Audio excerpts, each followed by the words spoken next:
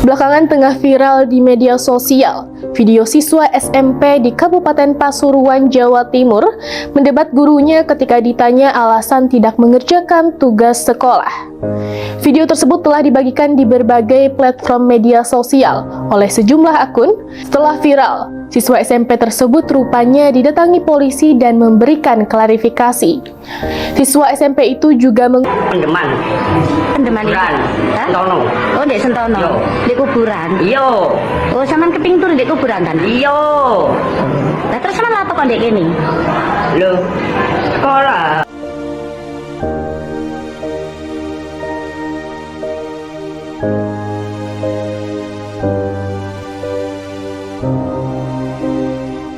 Dapat terlihat jelas dari video tadi, seorang siswa berseragam SMP melakukan tindakan tidak hormat dan membentak guru.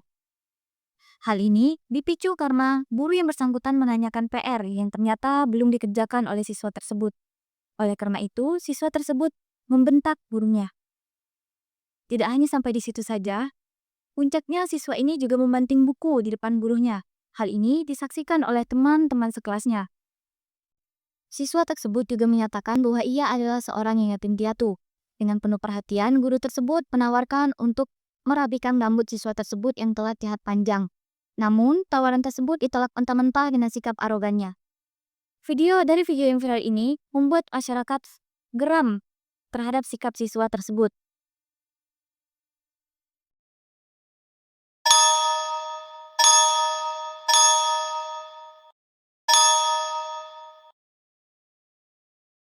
Insiden tersebut terjadi di Kabupaten Pasuruan, Jawa Timur. Akibat dari viralnya video ini, siswa tersebut didatangi oleh pihak kepolisian.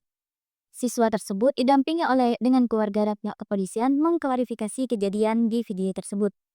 Ia mengatakan bahwa video ini sudah terjadi 1 tahun yang lalu, dan ia sudah meminta maaf pada pihak sekolah dan pihak sekolah telah memaafkannya. Ia juga berjanji tidak akan mengulangi hal yang serupa di kemudian hari. Siswa SMP tersebut rupanya didatangi polisi dan memberikan klarifikasi. Siswa SMP itu juga mengungkapkan fakta-fakta dari video viral tersebut. Hal ini diketahui dari video klarifikasi dari pihak keluarga siswa SMP tersebut di beragam media sosial. Tampak dalam video tersebut, siswa tersebut didampingi pihak keluarganya dan aparat kepolisian. Siswa tersebut mengklarifikasi atas beredarnya video tersebut. Ia mengungkap fakta bahwa kejadian tersebut terjadi tahun lalu. Menurutnya permasalahan tersebut sebenarnya sudah selesai dan dirinya juga telah meminta maaf. Pihak sekolah lanjutnya juga telah memaafkan atas kesalahannya. Ia juga berjanji tidak akan mengulangi lagi perbuatannya tersebut di kemudian hari. Apakah kalian pernah melihat situasi seperti ini? Seorang siswa yang membentak gurunya? Apakah rasa hormat itu telah hilang? Saya Nipatu Zaifa dengan NIM A1A224027. Pada hari ini, kita akan membahas salah satu permasalahan besar di dunia pendidikan kita, krisis etika. Perilaku ini merupakan tamparan keras bagi masa depan pendidikan kita. Pada kesempatan kali ini, mari kita kupas tuntas apa yang menjadi penyebab permasalahan krisis etika ini dan bagaimana solusinya. Mari kita mulai pembahasannya. Kejadian ini memperlihatkan kepada kita kegagalan dalam membangun karakter bangsa. Ada 4 faktor yang menyebabkan kegagalan pembangunan karakter bangsa. Yang pertama yaitu keluarga, yang merupakan tempat pertama untuk pembentukan perilaku dan moral anak. Faktor kedua yaitu pergaulan dan teman sebaya. Teman sebaya membawa pengaruh yang kuat, terkadang membawa ke arah negatif. Yang ketiga yaitu faktor pengaruh globalisasi dan modernisasi. Majunya teknologi sekarang tujuannya untuk mempermudah kehidupan manusia. Namun pada kenyataannya tidak selalu begitu, yang terkadang juga membawa dampak negatif bagi anak. Keempat yaitu tuntutan prestasi yang tinggi. Terkadang siswa ditekan untuk mendapatkan prestasi yang tinggi. Karena itu siswa melakukan kecurangan. Sumber lain mengatakan ada 2 faktor penyebab rendahnya etika dan moral pada anak. Yang pertama yaitu faktor internal dan yang kedua itu faktor eksternal. Pada faktor internal, seperti kurangnya pengendalian diri, minimnya pemahaman anak akan nilainya moral, serta keterbatasan kemampuan anak dalam membedakan baik dan buruk, merupakan hasil dari proses perkembangan kognitif dan emosional yang belum matang. Pada faktor eksternal memiliki peran yang sangat signifikan dalam pembentukan karakter anak. Dipengaruhi oleh media digital, televisi, YouTube, media sosial, merupakan salah satu faktor yang paling kuat. Anak-anak yang terlalu sering terpapar konten kekerasan, ujaran kebencian, atau gaya hidup konsumtif lebih mudah meniru perilaku negatif tersebut. Di era digital sekarang, media sosial sangat berpengaruh terhadap etika. Dalam bermedia sosial ada yang namanya Undang-Undang ITE di masyarakat sudah terlihat baik. Namun, pemahaman mengenai UU ITE ini masih terbilang cukup rendah. Masyarakat perlu diberikan edukasi tentang hal ini agar masyarakat bisa menyikapi hal-hal yang terjadi di media sosial dengan baik. Lemahnya pengawasan dari orang tua juga merupakan faktor penting yang perlu diperhatikan. Orang tua yang sibuk bekerja atau kurang memiliki pengetahuan tentang perkembangan anak, cenderung kurang memberikan perhatian dan pengawasan yang memadai terhadap anaknya. Faktor lainnya juga mengatakan bahwa sifat-sifat dan perilaku-perilaku tercela pada anak didapat dari lingkungan keluarga, di mana dalam keluarga tersebut mereka sering mendengar dan menyaksikan bagaimana sifat dan perilaku buruk itu dilakukan oleh orang tua,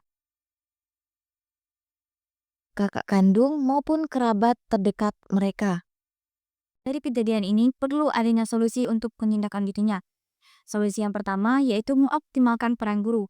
Guru bukan saja pengajar tapi juga sebagai pembimbing untuk membentuk karakter anak yang bertanggung jawab. Yang kedua yaitu pendidikan karakter. Pendidikan karakter di sekolah bisa diterapkan pada pembelajaran di kelas ataupun kegiatan ekstrakurikuler. Yang ketiga yaitu keterlibatan semua pihak.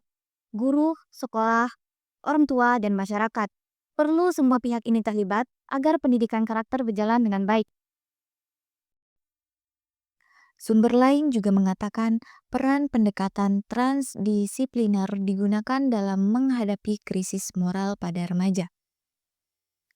Ada beberapa peran utama pendekatan transdisipliner dalam menghadapi krisis moral remaja di era digital. Yang pertama yaitu membangun pemahaman holistik tentang krisis moral remaja. Krisis moral tidak dapat dipahami hanya dari satu perspektif, seperti agama atau pendidikan. Ia merupakan hasil interaksi antara faktor psikologi, sosial, digital, dan spiritual. Pendekatan transdisipliner membantu memetakan hubungan antar faktor tersebut. Yang kedua, mengintegrasikan pendidikan moral, teknologi, dan psikologi remaja. Transdisipliner berperan penting dalam menghubungkan pendidikan karakter dan literasi digital. Di era digital, remaja hidup di dua dunia nyata dan dunia maya. Oleh karena itu, moralitas tidak bisa lagi diajarkan hanya dalam ruang kelas, tapi juga melalui pengalaman digital yang bermakna. Yang ketiga, menumbuhkan kolaborasi multi antar pihak sekolah, keluarga, dan komunitas. Salah satu kekuatan utama pendekatan transdisipliner adalah kemampuannya menghubungkan berbagai aktor sosial yang memiliki peran dalam pembentukan moral remaja. Yang keempat, menciptakan kurikulum moral transdisipliner. Kurikulum ini dirancang dengan menghubungkan teori, yaitu teori moral klasik, etika digital, psikologi perkembangan remaja, serta dinamika sosial modern. Kurikulum transdisipliner semacam ini mencakup etika digital, psikologi moral, nilai agama dan budaya lokal, serta praktik sosial digital. Model pembelajaran seperti ini menjadikan moral bukan teori yang diajarkan secara dogmatis, tetapi nilai yang dialami dan diterapkan secara langsung dalam kehidupan digital remaja. Yang keenam, menumbuhkan kesadaran refleksi dan tanggung jawab sosial digital. Kemampuan remaja untuk menyadari dan mengevaluasi konsekuensi moral dari setiap tindakan mereka di ruang digital. Yang ketujuh, mengembangkan peran guru sebagai fasilitator moral digital. Guru bukan hanya pengajar, melainkan fasilitator moral dan mediator lintas disiplin. Yang terakhir yaitu menanamkan nilai spiritual sebagai inti dari pendekatan transdisipliner. Ingatlah bahwa hormat bukan pilihan, tapi fondasi.